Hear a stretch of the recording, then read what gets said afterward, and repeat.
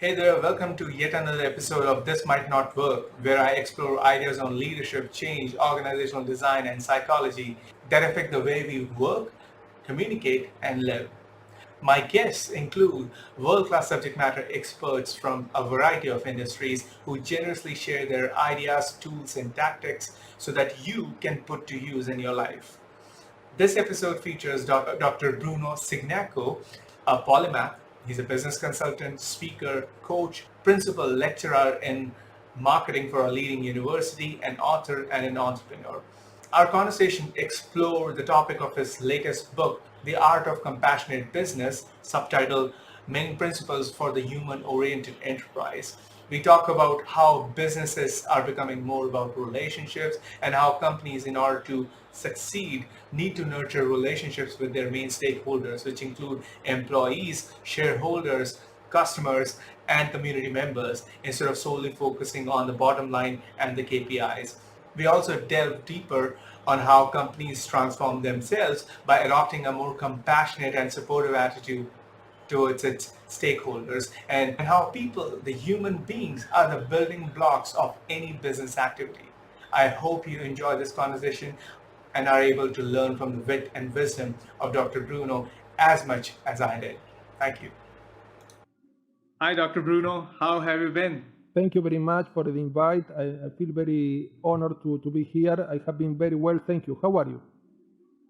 I'm doing great too. I've been looking forward to our conversation because I've been quite intrigued with the whole way the art of compassionate leadership comes together. So, Dr. Bruno, I've been quite fascinated with the whole idea as a student of leadership, a student of how businesses work, how leaders come together to build businesses from scratch, be it as an entrepreneur or be it as a business at the C-suite.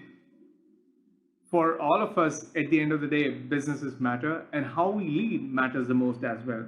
Yes. So the whole idea, whole concept of compassionate leadership is intriguing to me because it's hard to think, or rather associate the word compassion with business, because the moment it sounds conflicting, or at least the way we think about businesses is far different from compassion. So I just wanted to understand, how did you came about with the concept of compassionate leadership? Okay. Yes, the book is much wider. It's about compassionate business, but include compassionate leadership. And yeah, I came with this idea a while ago, a couple of years ago, when I read an article in a publication titled the Harvard Business Review that there was an article titled The Human Moment at Work. And in this article, the author talked about the importance of building strong bonds, emotional and mental bonds with other colleagues at work, and also the importance to develop deep connection with other people at work, and the importance of avoiding misunderstanding and connecting in a meaningful way with others. And I thought that this was a very interesting idea that I haven't heard about before. And I started researching on this for a while. And after 3-year research process, this was coronated by my new book, The Art of Compassionate Business, that was published by Routledge in 2019. And I saw different principles that are applied by companies that can be both profitable and compassionate. And what do I mean by compassionate? When they are compassionate, they try to build a strong, robust, long-term relationship with different stakeholders. Internal stakeholders such as employees, and external stakeholders such as customers, suppliers, community members, the government, even other companies that could be potential partners. And what I observe is that even appear like an incompatible business and compassion, in a very simple way of defining this term, is supporting others, understanding their suffering, their difficulties, their challenges from the emotional perspective and from the mental perspective. Try to walk in the other shoes, in the other people's shoes, and also understanding how they think, and try to support them also when possible. Compassion goes beyond empathy. Empathy is trying to feel how others feel, or try to think how others think, but compassion is also trying to offer support to others. In the book, I included some principles that are very important. I observe, according to my researches, that the most important factor in business is to focus only on key performance indicators such as profitability, productivity, efficiency, and these indicators are important. We call this quantitative, but these indicators are always the natural result of building strong, long-lasting relationship with the stakeholders, satisfying each other needs. So satisfying, this means that no party should be taking advantage of the other. So this is the first principle. Relationships are the most important factor. Why? Because when you build this strong, long-lasting relationship with the stakeholders, this key performance indicator, profitability, productivity, efficiency, tend to be achieved naturally.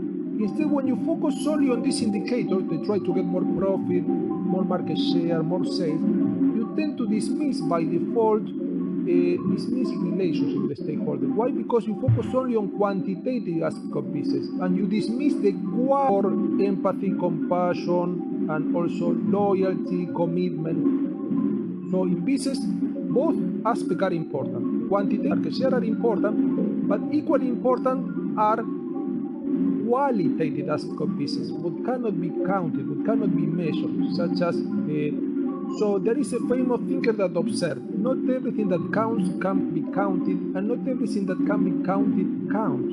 Many companies only focus exclusively on what can be counted, quantitative aspect of business, profit, market share, and this is not enough. There should be a balance between. But also I found another principle that is important in business, that is a very famous principle that comes from social psychology, that is called the principle of reciprocity. It's quite simple. In addition, take this principle into consideration. When you treat others in a certain way, they tend to reciprocate. What do I mean by reciprocate? They tend to act alike. For example, if the manager treats his or her employee in a supportive way, the employee tends to support, return this treatment in the same way. Instead, when the manager treats this employee in a dismissive way, in an uncaring way, this employee tend to withdraw, tend not to cooperate, tend to be unsupportive. Why? Because when you treat others in a good way, they tend to respond alike. But when you treat others in a negative way, dismissive way, uncaring way, they also tend to respond alike. So this is quite important because a very important principle in business is that no company can thrive by itself. No company can thrive on its own. Company need to succeed. Suppliers, buyers, employees, community members, the government, other companies, because companies are interdependent. So when you treat different stakeholders in a compassionate, supportive, and loving manner, they tend to support you, especially when you need some help from them. So, for example, if the company treats a customer in a caring way, in a supportive way, recommending the products that are suitable for this customer, giving advice free about the best product to choose, letting this customer go to other companies, the company cannot offer the product that is suitable for them, this customer tend to be more connected to this company, to others, and might even come back when they need some product offered by this company. Instead, when the company try to deceive customers, they try to manipulate customers, they try to rip customers off, they try to offer the most expensive product that is not the most suitable for the customer, might withdraw, might switch from this company to competitors. And this customer might even become angry, might leave negative reviews, negative word of mouth online, and this customer not only will go away from this company, but even talk about this company in a negative way and might push other potential customers away. So this is important. Balance between quantitative and qualitative aspect of business is a very important principle. Positive, long-lasting, meaningful, robust relationship with different stakeholders. All stakeholders are important. They are not better stakeholders than others, but all stakeholders are necessary for company success. And when you help stakeholders, Speaking of stakeholders, I've totally subscribed to this, to the whole concept, Dr. Bruno. And my argument is more around, well, it's not really an argument, to be very honest. It's more to do with the way things are right now. We're in the middle of a pandemic, and there are many businesses that are struggling to, stay in business. How can these businesses be compassionate when they're losing ground? Okay. This is And how can the employees reciprocate? Do they even have the option to reciprocate when they know they've been let go because the business isn't doing well? Just a few hours back, I was interacting with a potential employee of my company. We're looking at several profiles right now, and he says that he's looking for an opportunity because his employer is going bankrupt. So he really wants to move forward. I'm pretty sure his employer may have, given him a warning of sorts or some time to start hunting for a new job. I'm not sensing any compassion there at all. Or maybe he doesn't have a job right now. It's clear that the employee doesn't feel any compassion to the business for what the business is going through. And in many of the other cases, there are businesses that are simply just not able to be compassionate, even if they want to. Why? Because they're losing ground right now. How do we balance the scales in those very cases? important, very interesting question. I want to answer in a very simple way. I in the book, The Art of Compassionate Business, a word that is not very common in business, and you might have not heard so much, that is the word love. But it's not love in the way that you use in a sentimental way. For example, love that you feel for your family, your friends, or your partner.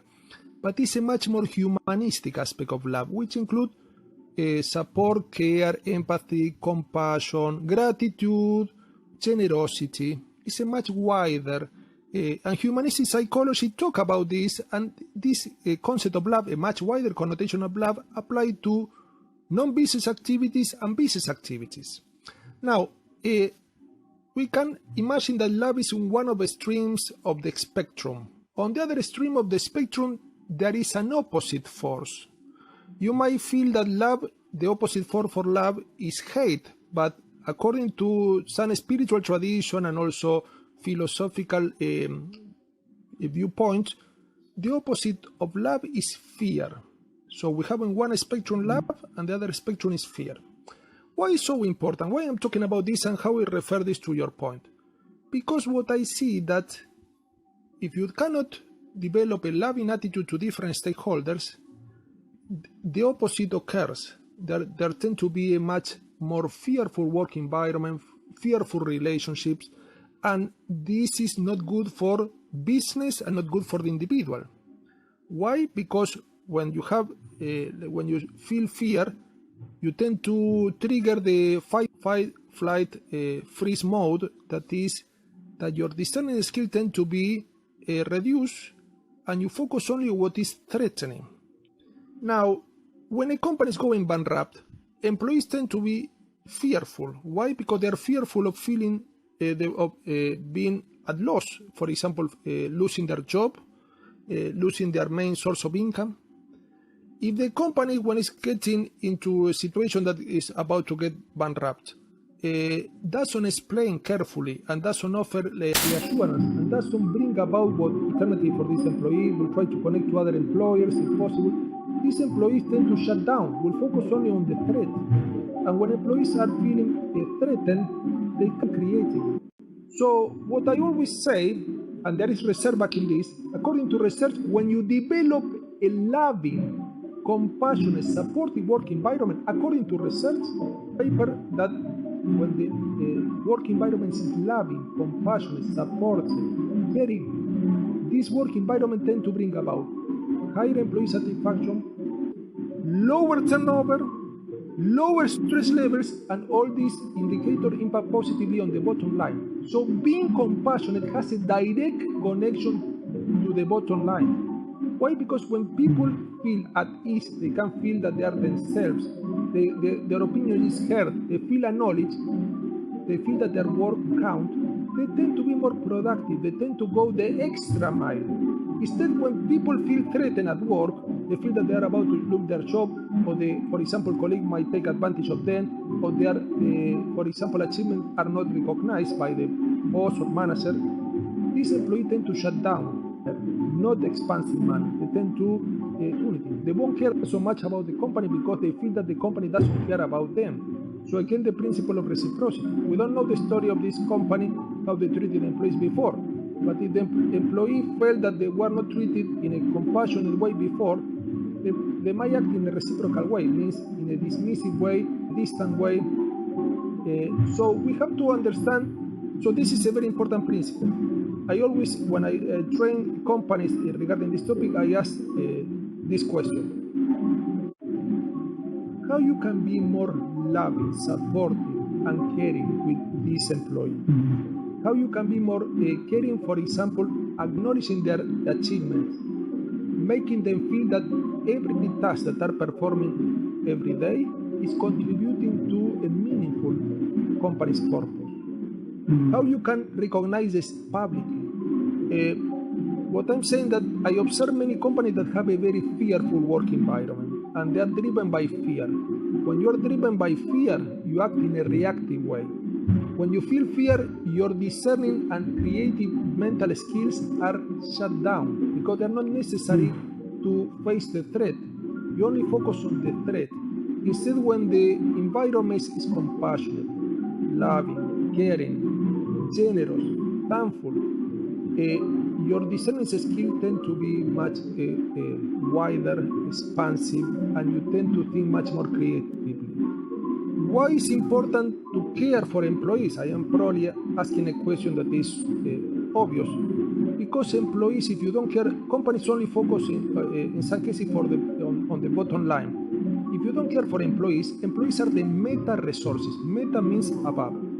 Resources that generate other resources. Employees generate business ideas, generate business plans, generate new products, generate new services, connect to customers, connect to other stakeholders, are the most important asset for this company.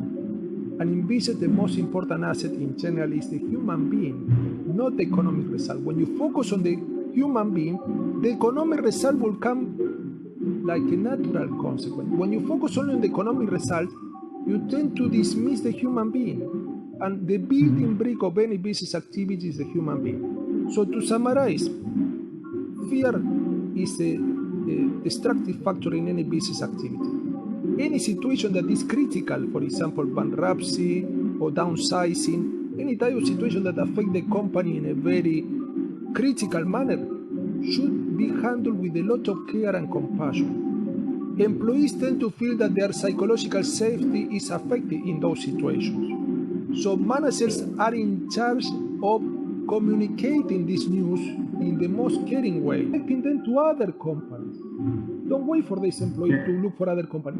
If you know that this company is going bust, you can help them. They supported you all over this business journey. But try to connect to other companies. I saw companies that have done this in the past, and I have the luck to see this company doing amazing job. Even they were shutting down, they were connecting to other competitor companies so that these employees had livelihood, they could have an income, and they were not fearful when they left this company. So this is important. It also is a matter of reciprocity. If the employee contributed so much to your company, how you cannot give this employee something back? Because it will be more balanced relationship. So, and also fear never works. I see many companies that employ fear, for example, managers that employ fear to threaten employees. If you don't do this, you will lose this job. Yeah. But this is not a good look effectiveness.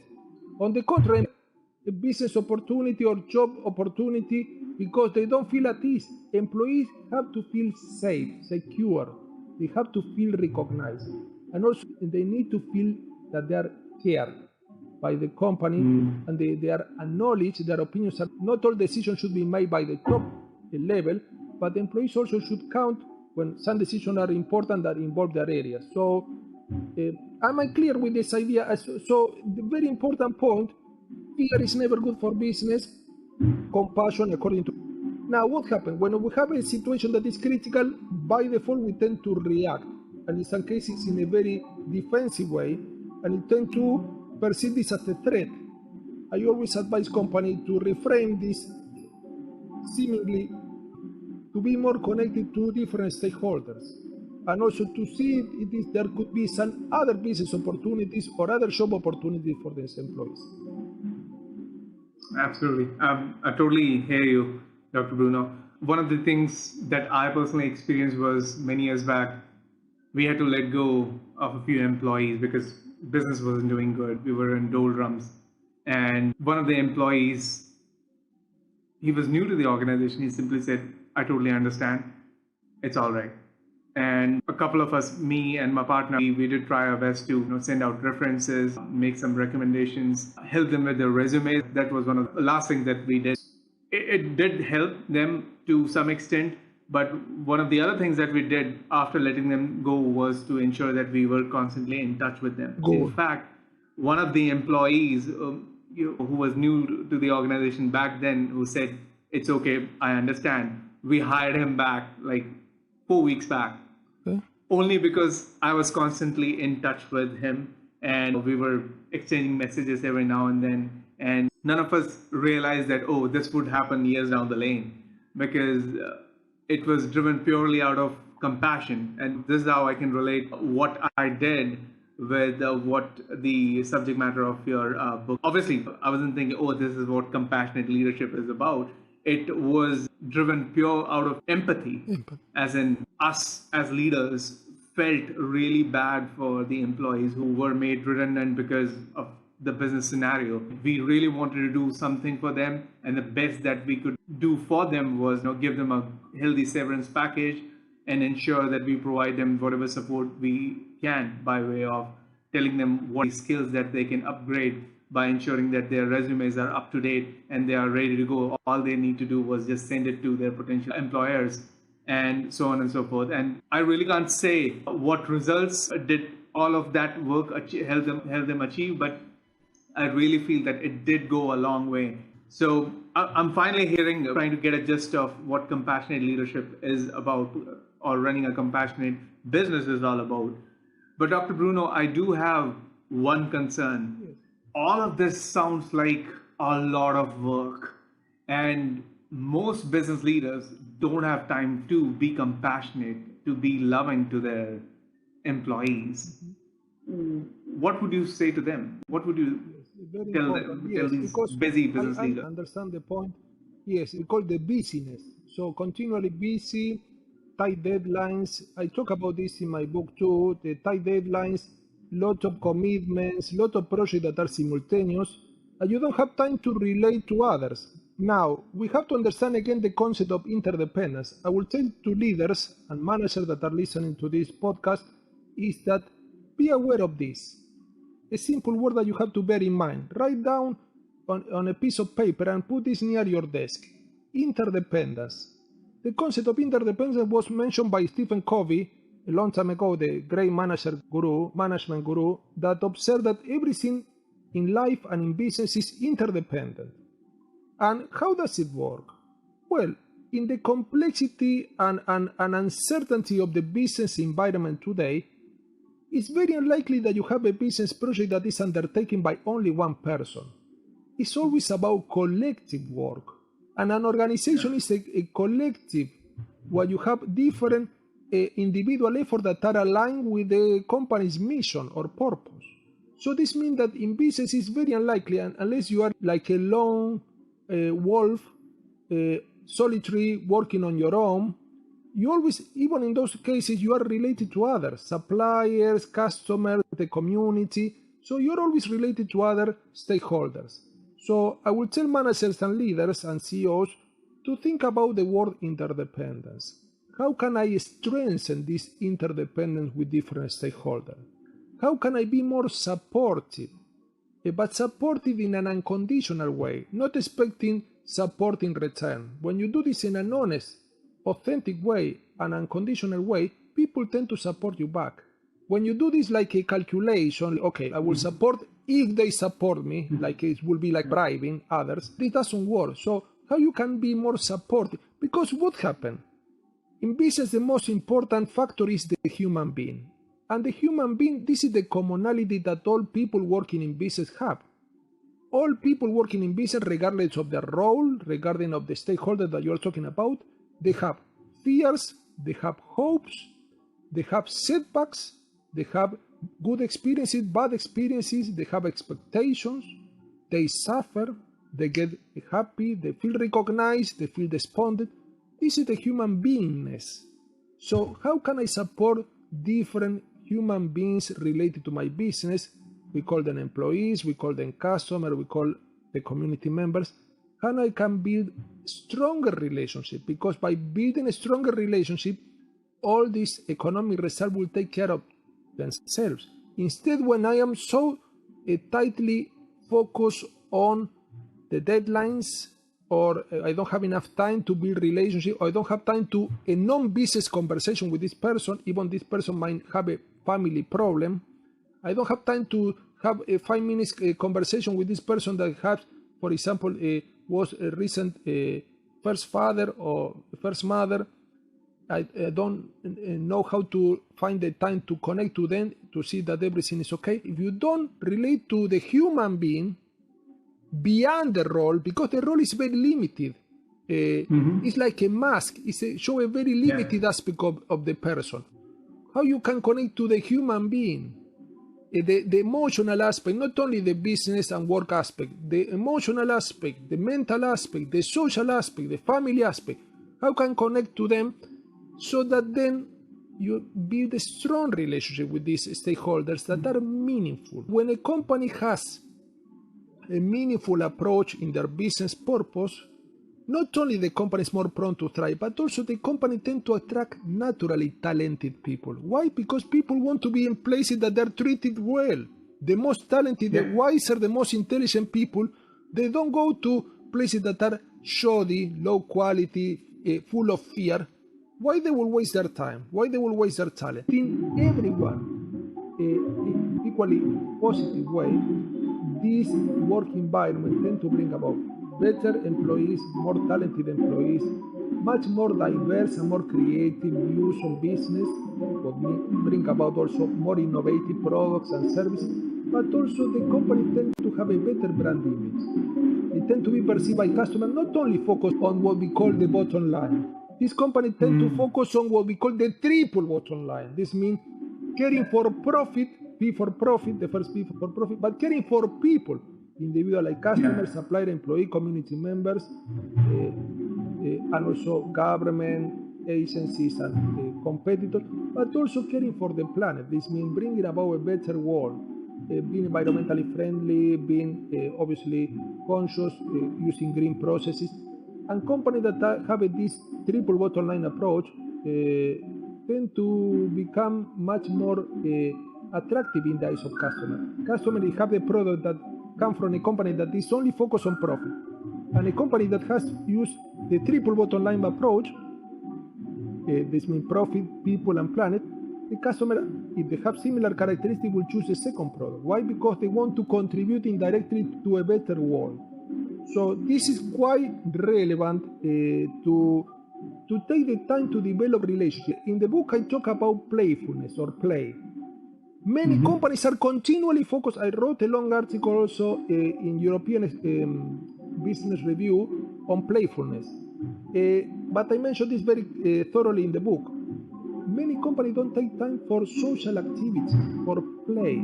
They think only about, oh, we have to meet this deadline, or we have to meet that deadline, or we have to finish this project. But what about a bit of play? And play is not only for children. Playing means doing activities that don't have any specific purpose. This means bringing about the best of ourselves. For example, a business a dinner that people can talk about their lives. Or for example, there are some companies that are organizing some, for example, some events, outdoor events, for people to connect in a much more meaningful way. Here in London, there are some organizations that are only offering this type of services. And what play bring about? When people are in a playful mode, they tend to be more creative. Why? Because play is obviously a state of mind that is opposite to a state of mind like fear or anger or any negative emotion. When people are playful, they feel much more relaxed, more focused, much more chill out, and the mind tend to work in much more creative way. They tend to generate better ideas. For this reason, some company like Google allow employees to take a part of their time, their work time, to do nothing, to think about their project that they want to develop in a creative way, or they take a little nap. But this works. This works. Why? Because instead of putting pressure, you allow employees to reflect, to relax, to connect to others in a much more humane way, and this bring about, in the medium term or the short term, better business ideas. Instead, when you are pressurizing with tight deadlines, with meet this project by this weekend, employees feel stress. And I devoted a full appendix in the book about on stress and business. Stress bring about only negative results, for negative health condition, bring about employees that they feel fearful. In some cases, some employees have panic attacks. Some employees feel like their life doesn't make any sense, and this bring productivity down. Instead, when you bring playfulness, when you connect to others in a much more social way, not only talking about business, but talking about other aspects of their lives, employees tend to feel much more at ease, much more psychological safety, and they tend to bring about better ideas. Yeah, they tend to be more productive. So there is a counterintuitive statement that appears that, according to research too, that when people work less, they tend to be more productive. And this is certified by some studies. This is so true. Why? Because when people are made overwork, they tend to feel stressed, their productivity go down, there is an inflection point, and this is not good for the company, not good for the employee. Employees feel that their life is meaningless and feel depleted. They don't have a life-work balance. And so I would say to these managers, try to take 1 hour a week only to connect to others. Could be a virtual event, to connect to others and talk about their different life topics. For example, friendship, their family, their hobbies, to each other. Or could be, if possible, if the situation allows, an in-person event where they can share a meal, and they don't wait for the end of the year to have a meal for this company. Some companies have this once a year. It's not enough. It's not enough. We have not only economic needs, we have social needs, we have mental needs, and we are a complex human being that is including emotional aspect, social aspect, mental aspect, others, spiritual. Yeah, absolutely. I totally agree with that, the social aspect especially. I did an experiment last year. Haven't done much of it this year, but last year, every Friday, we had no agenda, essentially hashtag no agenda meetings, in which we used to meet all the people within a specific team. It was impossible for me to get the entire staff together, but I was doing it with different teams, at times mixing people up on a random basis. It was fun because we were not talking about work. Yes, work was part of it, but it was more around what's really bothering you. Is everything okay? How are the projects going? The projects are coming along well. Okay, how's everyone in the family? What are you watching these days? What's hot on Netflix these days? So essentially water cooler chats, just virtually. But we're talking about a bunch of 5-6 people from the workplace talking about anything but work.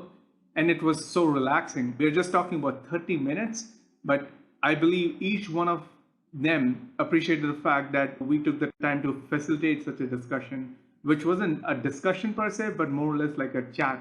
And it clearly had an impact on the way we work and the overall productivity as well as the morale of the organization. Despite the fact that we were in the middle of a pandemic, things were really stressed out for a lot of families, a lot of individuals across the globe. India was no such exception. So I certainly am a huge proponent of having these social interactions, irrespective of how siloed or interactive your work profile is. It really pays to take out 15 to 30 minutes of your time every week to have a discussion in which the agenda is to have no agenda, just to talk about life in general and just to talk about random things that are a very real part of our lives, but we often don't bring it in at the workplace. Why? Because it's not professional. It's time to blur those boundaries, at least for 30 minutes a week. That's doable.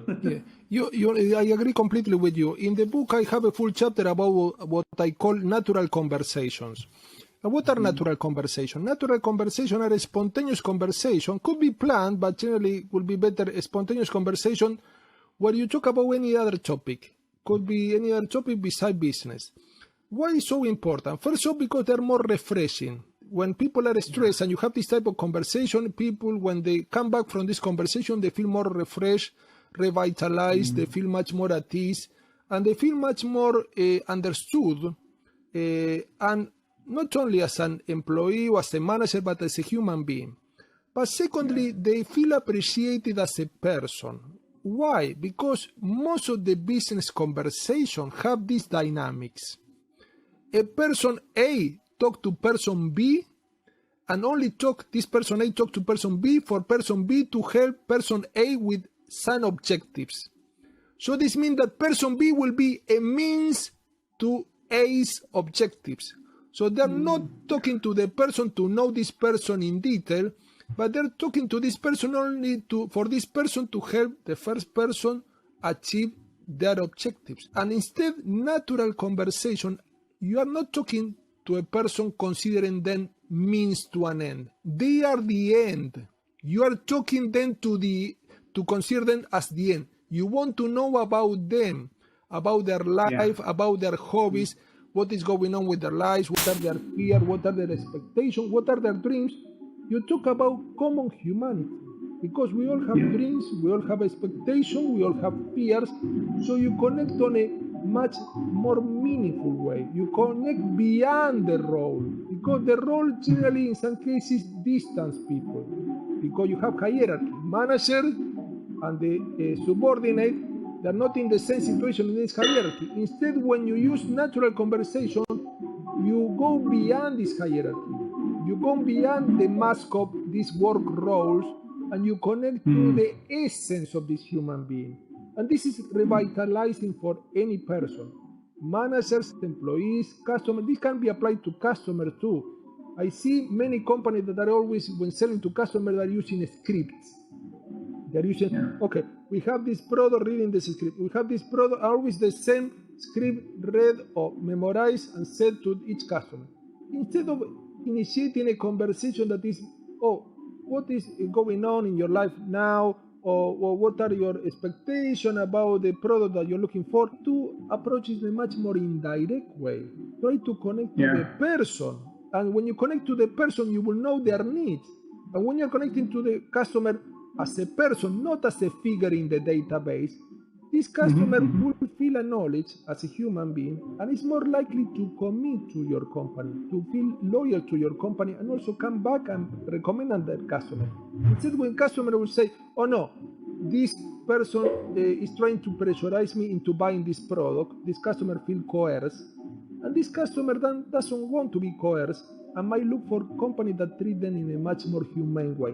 So treating people in a humane way, in a human way, connecting beyond the roles, beyond the role of customer, beyond the role of employee, beyond the role of supplier, bring about positive effects in the business activities, in the business environment. Why? Because people feel much more at ease, feel more cooperative, feel much more open-minded. Instead, when you are treating them as a means to an end, for example, I want to sell this product to this customer because I want to increase my sales, customer might feel, okay, I think that I'm being manipulated, or they try to sell me this product that is more expensive because they have a higher commission. So always ask yourself when you are connecting to other people, I am connecting to them as a means to an end, or I am connecting to them? Absolutely, Dr. Bruno. Now, many of the leaders, managers, listeners who will be going through this conversation of ours, they'll have this question: is being compassionate enough? Because the world is in crisis, economies are unwinding, jobs are disappearing, and obviously our spirit has been tested right now. And in light of all of what's happening, it's imperative for the leaders to demonstrate compassion. Yes, but is it enough? It's enough. In my opinion, it's enough. But we are far from being there yet. You know what? I hope that probably we can meet in 10 years' time and we talk about a completely different topic, because compassion will be a common theme, a common place, common sense. We shouldn't be talking about compassion because it should be the obvious thing for business to do. But it's enough because you are connecting to the human beingness. And remember that business is about the human being. When you connect to the essence of people, you can bring about amazing results. Instead, when you treat people as objects or as resources, I don't like the idea of human resources, because resources can be used and abused. If you treat people as resources to be depleted and discarded when you don't need them any longer, like a cog in a machinery, you won't get the best result from business. You won't get the best result from people. So I think that is a good start. And when people are compassionate, everyone can start being compassionate in their own role. If you are an employee in the front line, you can start being compassionate with your colleagues. If you are a manager, you can be more compassionate with other managers and your subordinate. If you are the CEO, you can be compassionate with all the employees. You can always be compassionate. This brings about positive ripple effects because the business and the work environment become less fearful, more supportive. Because when you are fearful, you cannot cooperate. This is very important. I highlight it in the book too. Fearful, and we saw that the complexity of the world today implies that we need cooperative effort within the company, for example, an employee is working, and in some cases going beyond these silos. Because since I saw that everyone in their own silo, for example, marketing department, administrative department, they have their own agenda. No, try to go beyond the silo, cross-departmental. But also outside the company. Company should bring about compassionate relationship with other companies. For example, developing strategic alliances or a partnership with other companies that they can complement one another, or they can share costs or share risks or share ideas or contacts. This is important because if not, you cannot deal with the complexity of this business world, and the business world will become more complex over time. You see the upsurge of artificial intelligence, robotics and nanotechnology, all these sciences and disciplines that are bringing about new approaches in business. You need cooperative effort to bring about the best ideas, the most productive ideas, the more innovative services and products. If you don't bring together as a collective, you try to only focus on your own needs without caring for the needs of others, it's impossible to deal with this turbulent, uncertain, and complex environment. So I feel that compassion is a good start, and I will call not only compassion, but a much more loving attitude. Remember, loving attitude implies a humanistic aspect of love, which includes compassion, care, camaraderie, support, generosity. So, Dr. Bruno, what are the one or two core principles that a leader can start with right now to practice the art of being a compassionate leader and to run a compassionate business? This is a very interesting question. I can respond this very quickly.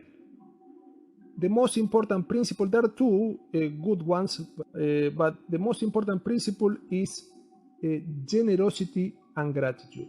And this is a very important principle that applies not only to compassionate leadership, but compassionate business in general. I devoted 2 full chapters to talk about generosity and gratitude. What do I mean by generosity? I'll give you an example. Supposing that you are a company that you are selling computers to customers. You are selling computers to customers and you are selling good computer, the latest technology. How you can be more generous with this customer if you adopt an attitude of generosity? Well, you can be more generous in different ways. But if you take into account the tangible aspect of generosity, means something that can be measured economically, you can give this customer the computer with delivery free. So you say, okay, buy this computer, no cost related to delivery. You are being generous with this customer. You are bringing to this customer more than the customer expects, and you try to create a positive imbalance. When you are generous to other people, these people tend to feel indebted, and they tend to reciprocate. So when customers feel that you have been generous with them, this customer is more prone to recommend your company to others. You say, you know what, I got this company, they got me the computer with delivery free. Why don't you have a try? So generosity always create a positive imbalance. For example, leader can be generous, and generosity doesn't imply only tangible aspect, could be intangible. How you can be generous? If you are the manager, you can give these employees and you can mentor them, you can provide them with mentoring, or you can provide them with some advice on how to do their job better. Or these are intangible aspects of it. Or you can give them, for example, some time to listen to their worries and concerns.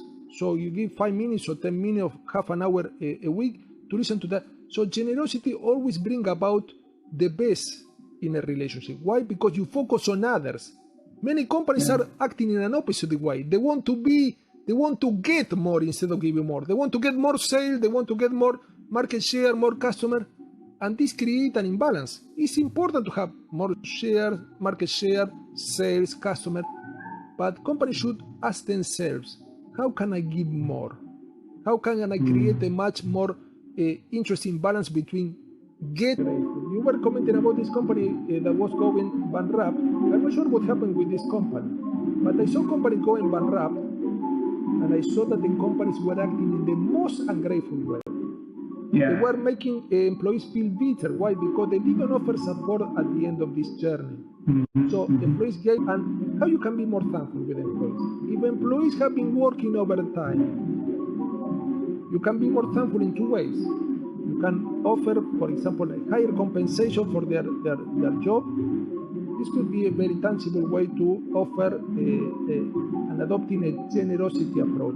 But also you can write a thank you note, handwritten, and you give to this employee in their hand. Or you can organize a public event to acknowledge employees' achievement and contribution. And why is so important? Because when you acknowledge other contribution, they feel that their work counts, and they count, and they tend to go the extra mile. Instead, when you are ungrateful, people tend to withdraw, tend to not to cooperate. They tend to look for other job or business opportunity. Thankfulness and generosity apply not only in the work environment, they apply to the relationship with customers, suppliers, the community. So it's important for companies to become much more thankful, grateful, but also more generous. And leaders should take the lead, because leaders also are the role model, the example to emulate.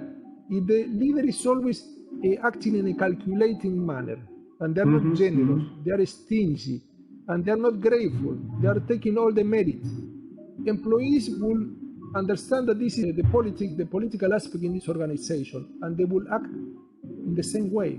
Instead, when leaders are giving the example, they are the role models in that organization, and they're being more generous. For example, they're giving their time. In some cases, they take time to talk to employees one by one, if possible, or they have an event to talk about important things for this company and for these people. Employees feel that this is the model to emulate, the model to follow. So, two questions to ask in business: how can I be more generous with different stakeholders, and how can I be more grateful? So gratefulness and generosity are two important principles to bring about a much more compassionate business. Wow. Thank you so much, Dr. Bruno.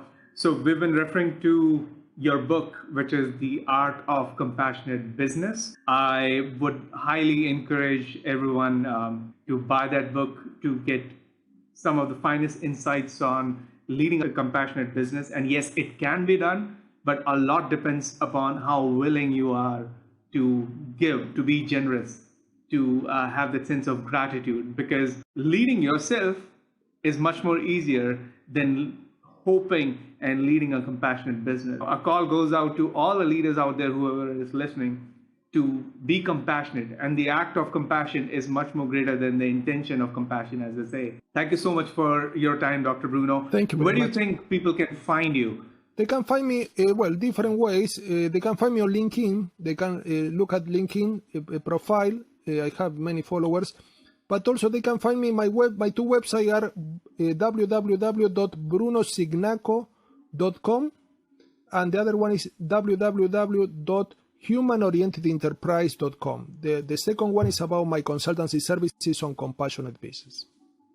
Wow. Thank you so much. I'll ensure that I'm leaving the vital links in the show notes so that people are able to reach out to you. Thank you. Again, thank you so much for your time today, Dr. Bruno. Thank you. I really deeply appreciate it. It was an insightful conversation about leading a compassionate business. It's a subject matter that is very close to my heart and something that I try my best to practice. So thank you so much for your time. Really appreciate it. Thank you. Thank you. I feel very honored. Thank you. All right, folks, thanks a gazillion for your time and attention. You could have chosen to do something else or even listen to someone else, but you chose this podcast, and I deeply appreciate that. If you like what you've heard, please share it with your friends, family, and loved ones. It helps the podcast stay in good standing with the podcast platform algorithms, and it helps me stay motivated to bring in more awesomeness to you. Until we meet again, stay safe, healthy, and keep those stories coming. Thank you. All right, folks, thanks a gazillion for your time and all right, folks, thanks a gazillion for your time and attention. You could have chosen to do something else or even listen to someone else, but you chose this podcast, and I deeply appreciate that. If you like what you heard, please share it with your friends, family, and loved ones. It helps the podcast stay in good standing with the platform algorithms, and it helps me stay motivated to bring in more awesomeness to you. Until we meet again, stay safe, healthy, and keep those stories coming. Thank you.